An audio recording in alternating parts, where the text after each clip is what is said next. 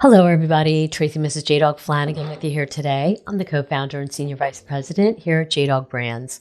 Welcome back to another exciting episode of Tactical Treasures Podcast, powered by JDog and Vet TV. Our podcast gives veterans, MilSpouses, active military members, and military family members a voice in the veteran space to speak about their service, how they're affecting their communities post-service, and they share with me a tactical treasure from their past that has shaped their journey in their military career, business, or life. Today, I am so excited to have the pleasure of speaking with Jessica Manfre, who is an active duty Coast Guard MilSpouse of 15 years, a published author, and a licensed master social worker. Jessica has spent the last decade of her professional career serving vulnerable populations within the field of social services.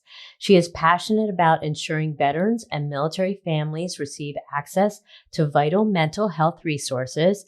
And in this endeavor, Jessica co-founded the nonprofit organization Inspire Up and also co-founded the Global Acts of Kindness campaign, Giving Tuesday Military. It was through this work that she was awarded the title of 2019 Armed Forces Insurance Coast Guard Spouse of the Year. Hello, Jessica. Thank you for joining us today. How are you? Good. My gosh, that's a mouthful when you have to say it all. I'm like, what? I know. Stop talking. Oh, wow. Well, thank you for your service, ma'am, and all that you're doing. I'm really excited to have this discussion with you today. Could you talk to us about your husband's service and your experience being a MilSpouse? Yeah. So he has been active duty Coast Guard for 22 years and just happened to get stationed in my hometown of Bradenton, Florida. And I really didn't know what the Coast Guard was, truthfully, when we met.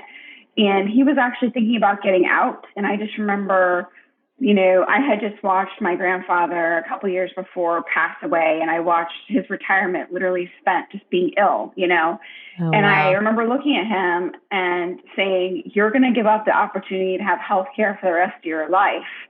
I'm like, you'd be stupid. I'm like, find another job, transfer out of the station. And he actually listened to me and ended up going to a fast response, patrol boat, loved it. And here we are 22 years later. So I always joke, I'm like, I was your muse. Okay.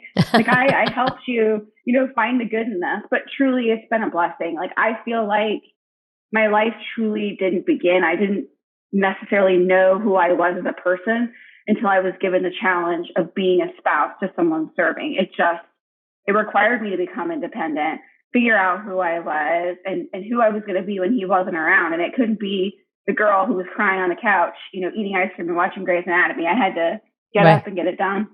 Sure. And I got to tell you, my hats go off to you, MilSpouses. You women are absolutely amazing. What you put on the table and what you do, you're literally the backbone of your family. It's just amazing. I admire all of you so much. And you do truly serve right along your spouse. So I think it's awesome. Is there a particular aspect or moment from your service as a MilSpouse that stood out as especially impactful or meaning something special to you?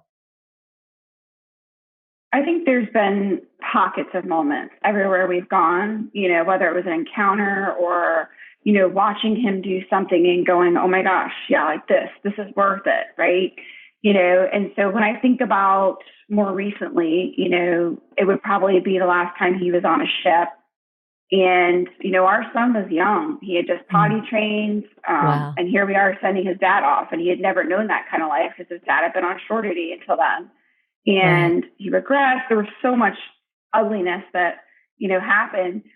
But then I would go, show up at the boat homecomings and they're offloading drugs or they're offloading, prisoners that have done some horrible stuff. And I'm like, you know what, this is worth it. Like, I can hold this. Like, I can do this. It's going to be tough, but, we can make this work. And we did. It would be sending emails to daddy. And even though my son obviously couldn't spell, like, I would send his messages exactly how he would say them. I'd take the pictures he wanted me to take.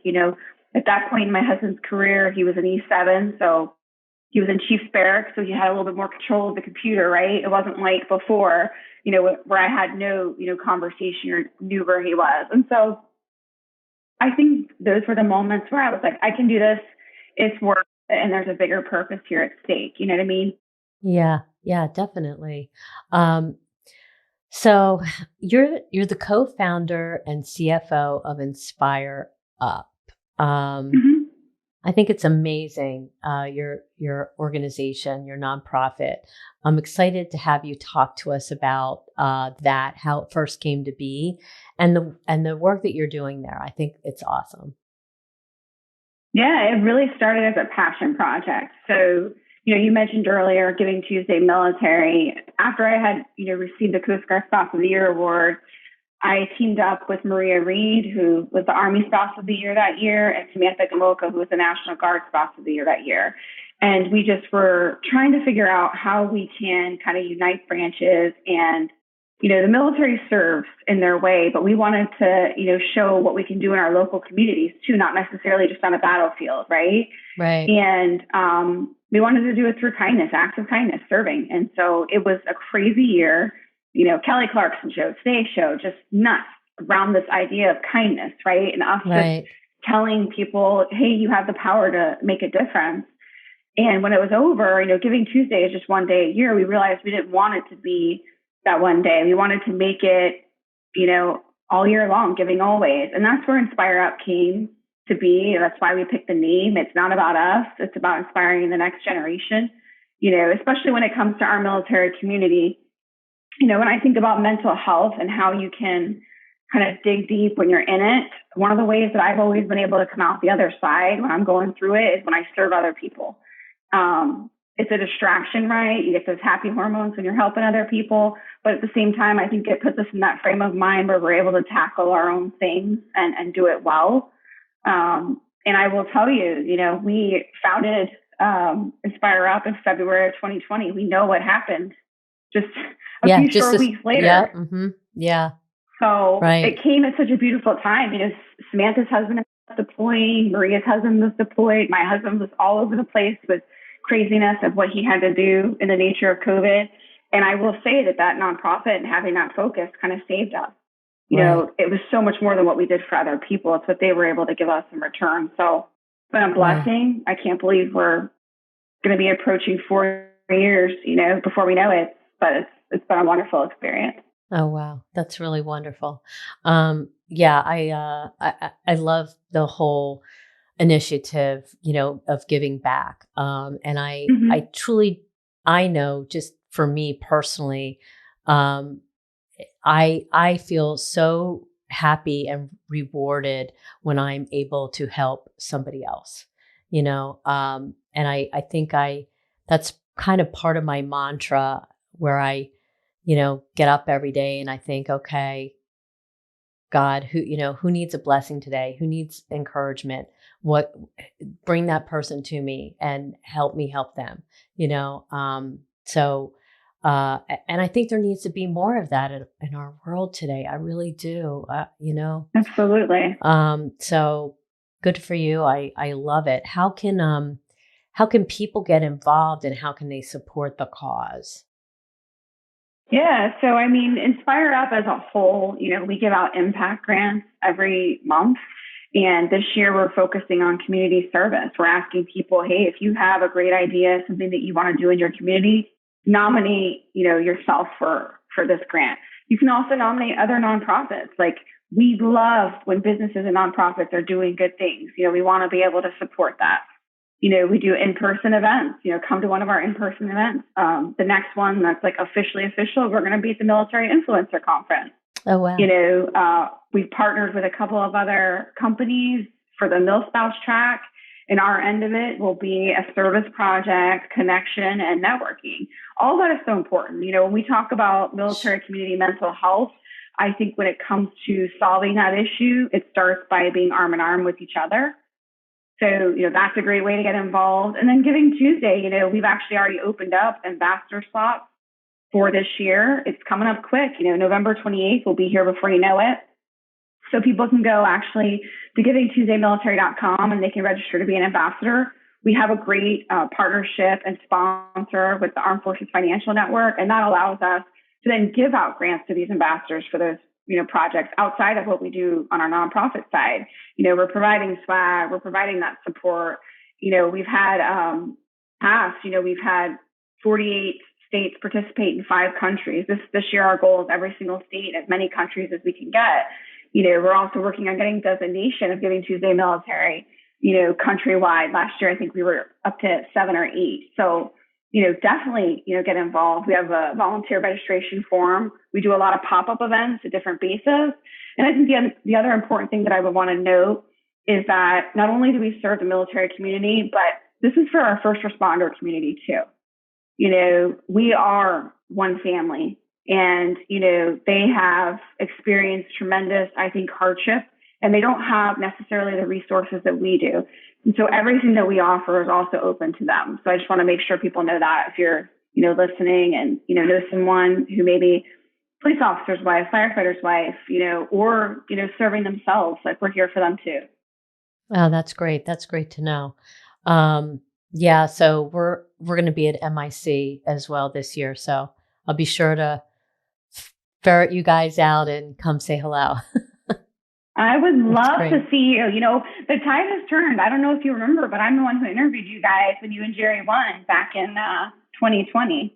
Oh, wow. Okay. For Mighty 25. Oh, yes. Oh, wow. Oh, yeah. my gosh. Oh, it seems like I love watching you guys. You guys are awesome.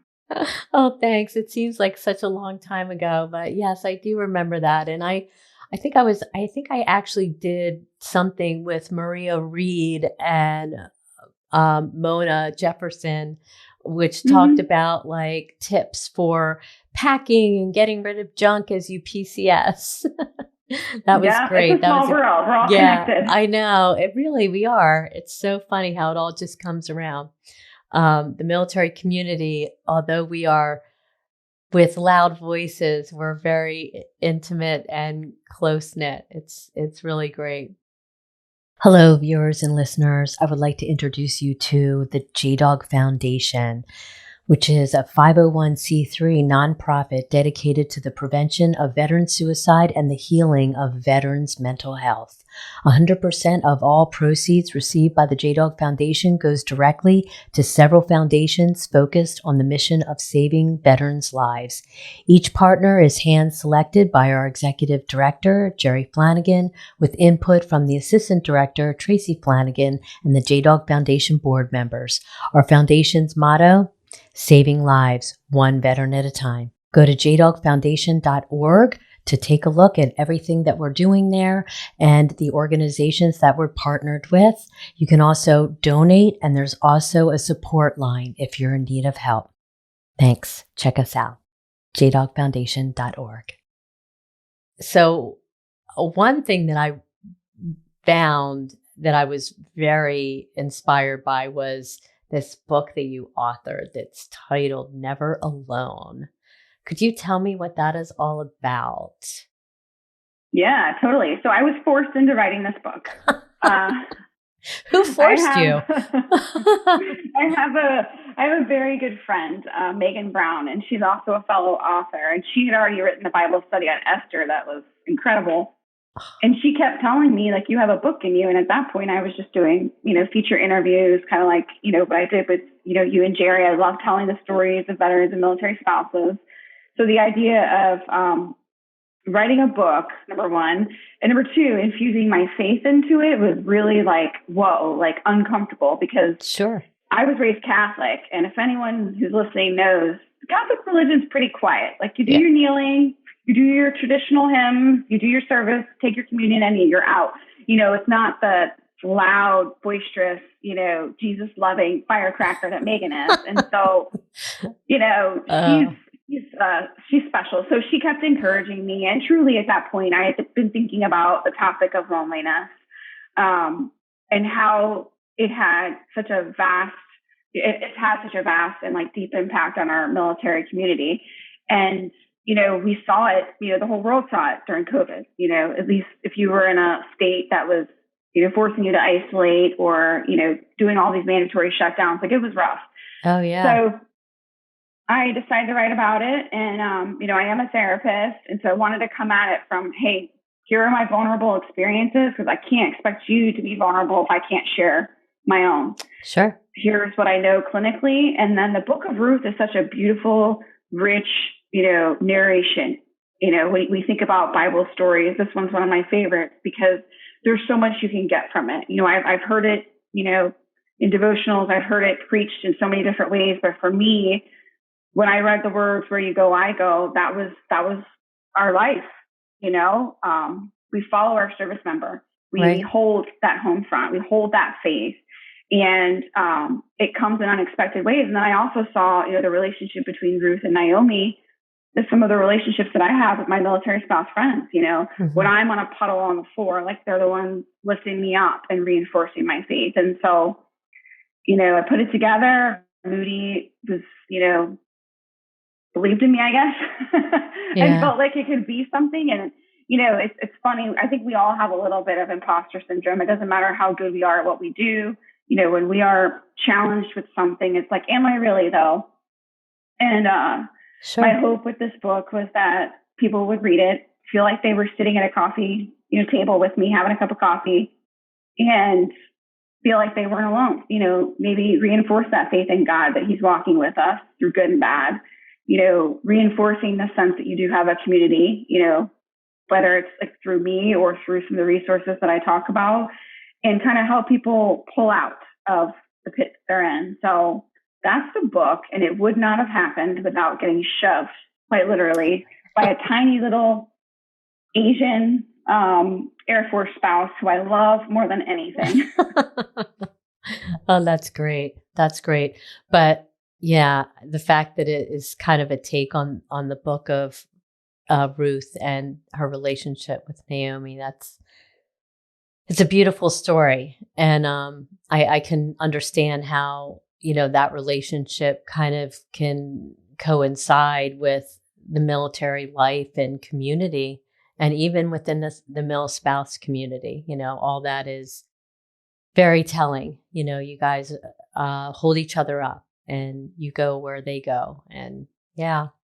And you learn to grow and flourish wherever you're planted. I had another MilSpouse tell me that, because you can PCS all over the place, and you might not always like where you go. And it's not about the place, it's about the people and how you plant yourself. So, yeah, good stuff. I'm going to get this book and read it. I'm excited now, even more. I'll send you a copy. Oh, I would love it. Thank you. Of course. Could you sign it? I mean, it's going to look like a third grader signature, but yes, I will. I would love it. Thank you so much. So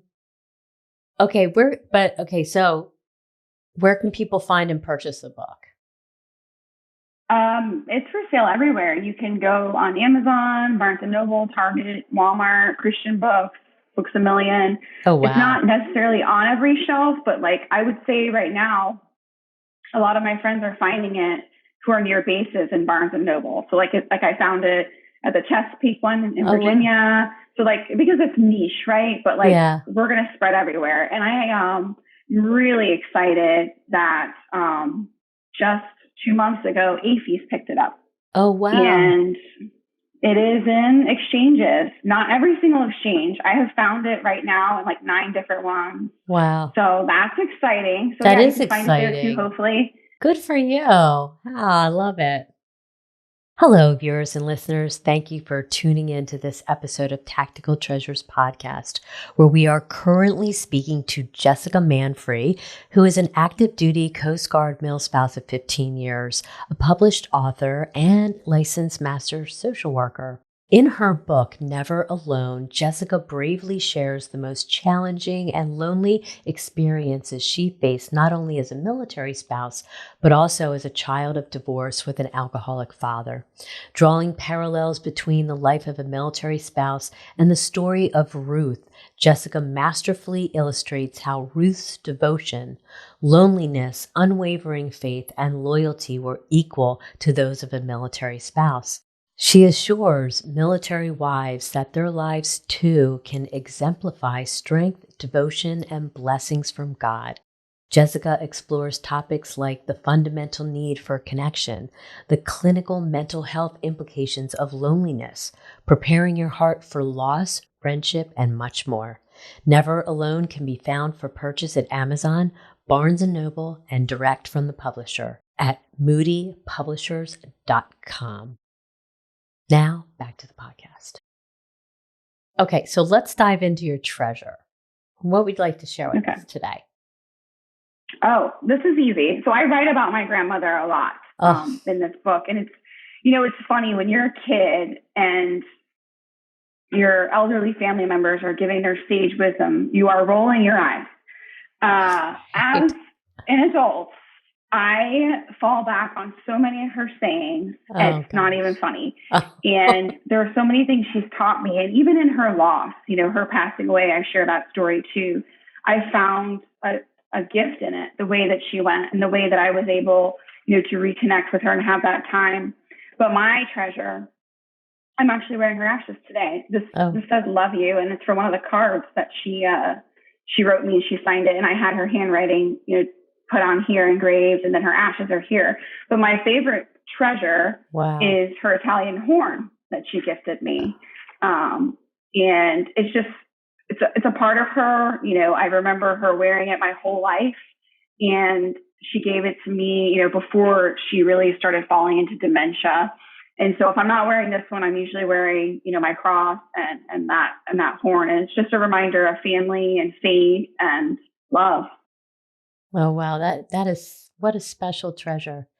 And how awesome that you were able to reconnect with her, probably in your adult years, and get to spend that special time with her. That's really awesome. I love it.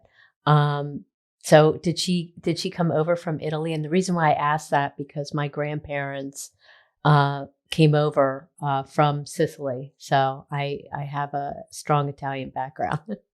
I love that. So my great-grandmother was born here, and she was one of the first to be born in America. Oh, wow. They came over from Calabria. Oh, okay. And so they came over here in about 1912-ish, and then she was born shortly after that.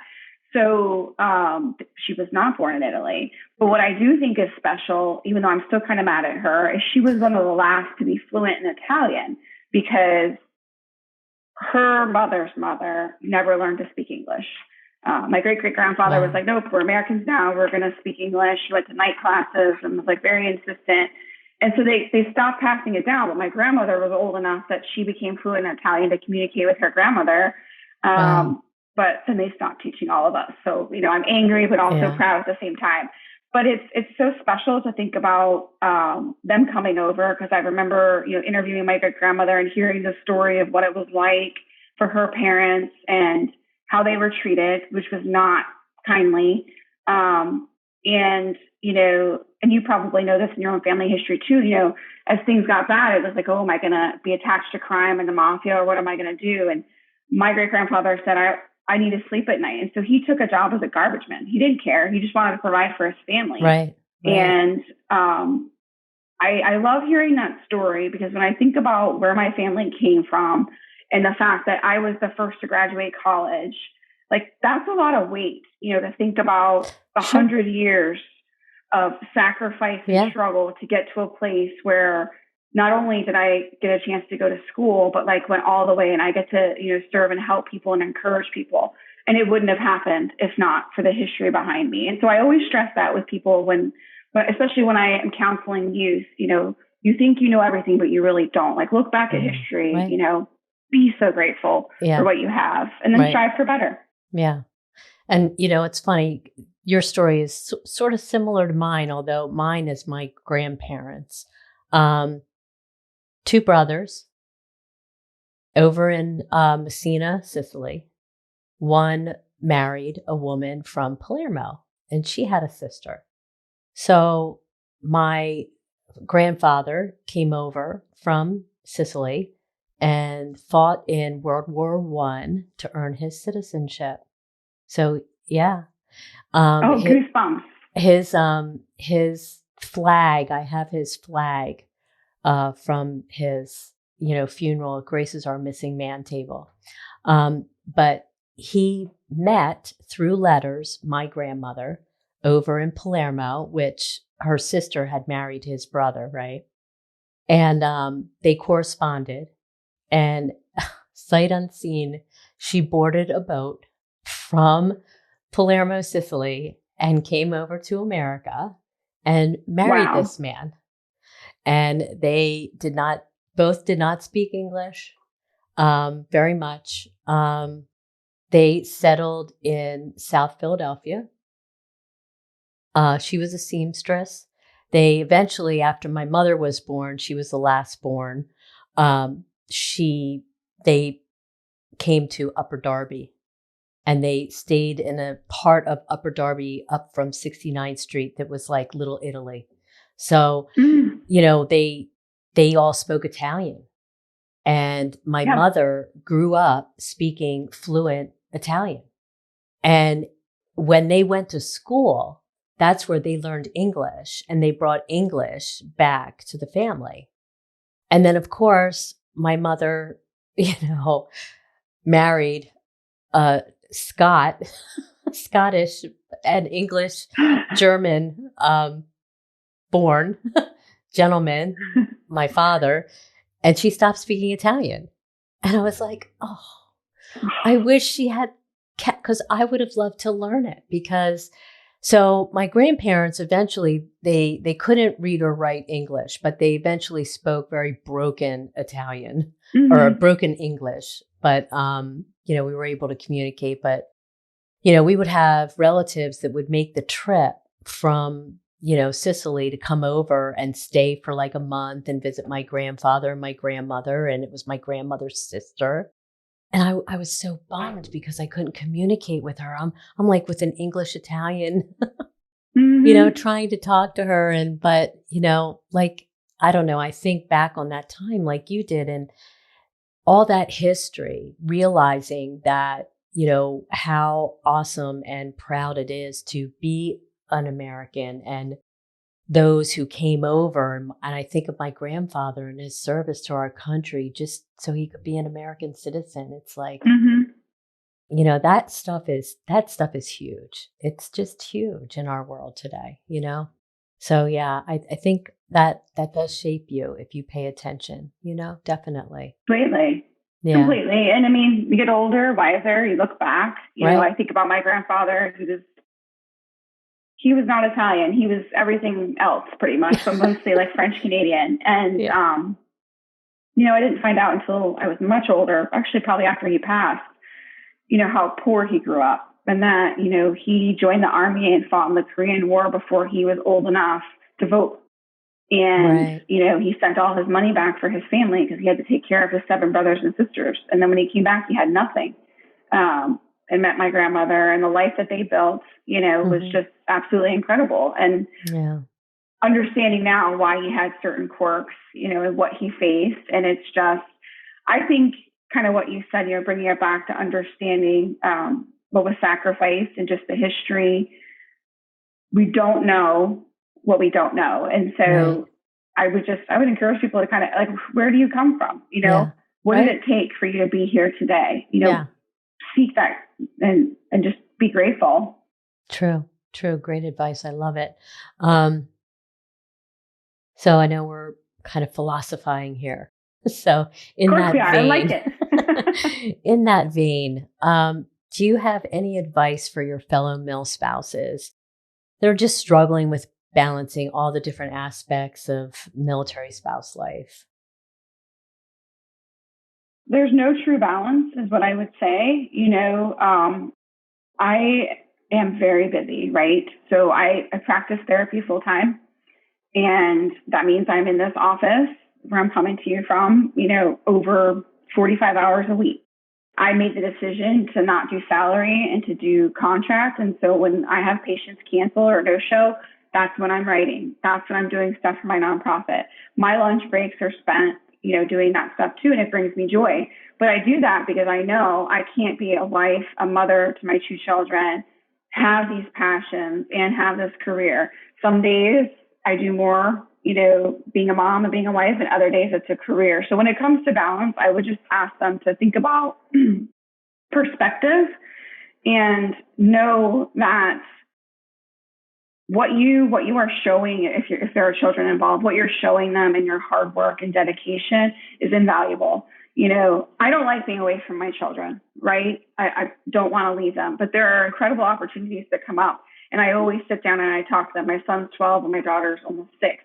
And I explain to them the things they're doing. I want them to see that they could do anything that they put their mind to, Right. while also knowing that I love them and every free moment that I have will be spent with them, you know? Right. And so I think that that would be what I would say. We obviously know that 95% of military spouses are female, and we tend to overanalyze things, Sure. you know, scientifically. It's just a part of our makeup and who we are.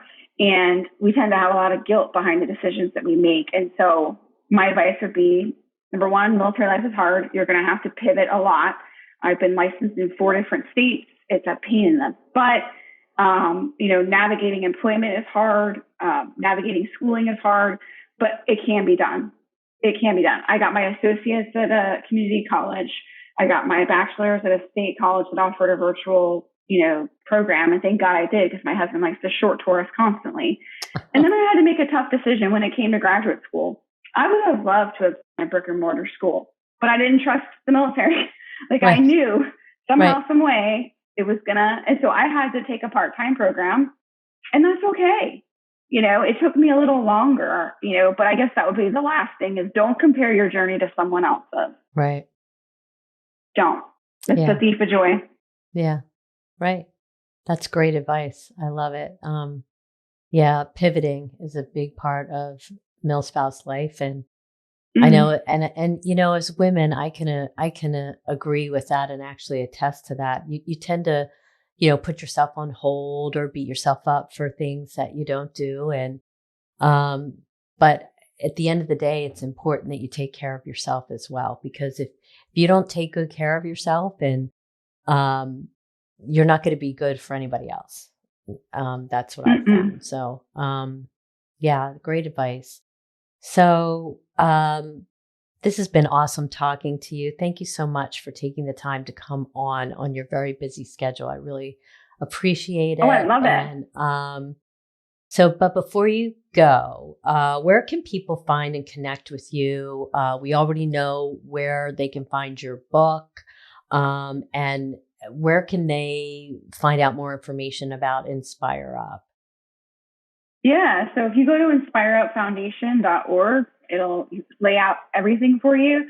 Connecting with me, I'm everywhere, you know, on social media. But if you go to jessicamanfre.com, like I even have the first chapter of the book on there. People can pre-read it, you know, see if they like it. Oh, wow. Purchase online through some links. There's also an audio version too. And, you know, it's funny. We talk about having it all. My voice didn't get picked for my own book. I was sad, very sad and hurt. And then I was like, this is where the pivoting comes. And then I went, okay, Jessica, it's about to be Christmas. Do you really want to be hidden in your closet recording your book, or do you want to be present for your family? The long and short of it is the woman that they picked did a phenomenal job. I have had numerous people say, it sounds like you. She conveyed the emotion that she wanted. And her and I actually connected on Instagram. I'm her buddies now. So that's another story of like, you think you want something, life makes you pivot and ends up being a blessing anyway. Right. But, you know, absolutely connect with me. You know, if you Jessica Manfre on Instagram, that's probably what I use the most, but the website will have all the links. And I love chatting with people. I love, you know, getting feedback on the book. And I think that that's, you know, there are times I have to write about really hard things for certain publications. And even years later, you know, I get messages, and it's very meaningful to me. So when I say reach out, I mean it. That's great. That's great. Well, thank you so much for coming on. It's been a wonderful conversation, and I'm really excited now. I can't wait to get the book and buy it and see it. And I'm sending it to you. Okay, awesome. I'm really excited to read it. So, but it's been wonderful talking to you. Thank you for sharing everything that you shared today. It was very, very special. Thank you for having me, and I'm going to hug you at Mick. Yeah, I can't wait to see you. All right. Take care. Okay, bye. Bye. Hello, viewers and listeners. Thank you so much for tuning into this episode of Tactical Treasures podcast, where we just finished up an amazing conversation with Jessica Manfre, who is an active duty Coast Guard MilSpouse of 15 years and is a published author, a licensed master social worker as well. She also has authored a book called Never Alone. Jessica bravely shares the most challenging and lonely experiences she faced, not only as a military spouse, but also as a child of divorce with an alcoholic father. Drawing parallels between the life of a military spouse and the story of Ruth, Jessica masterfully illustrates how Ruth's devotion, loneliness, unwavering faith, and loyalty were equal to those of a military spouse. She assures military wives that their lives too can exemplify strength, devotion, and blessings from God. Jessica explores topics like the fundamental need for connection, the clinical mental health implications of loneliness, preparing your heart for loss, friendship, and much more. Never Alone can be found for purchase on Amazon, Barnes & Noble, and direct from the publisher at moodypublishers.com. Thank you for tuning in to this episode of Tactical Treasures Podcast. Don't forget, you can find us on all your favorite streaming platforms, as well as Vet TV. We are now airing on Reese Across America Radio on Thursdays at 7 p.m. Eastern. And if you missed that version, you can certainly see the encore on Saturdays at 1 p.m. Eastern Time. You can also find Reese Across America Radio on the iHeartRadio app, the Odyssey app, and the TuneIn app. Thanks for joining us. We'll see you again on another podcast. Bye-bye now.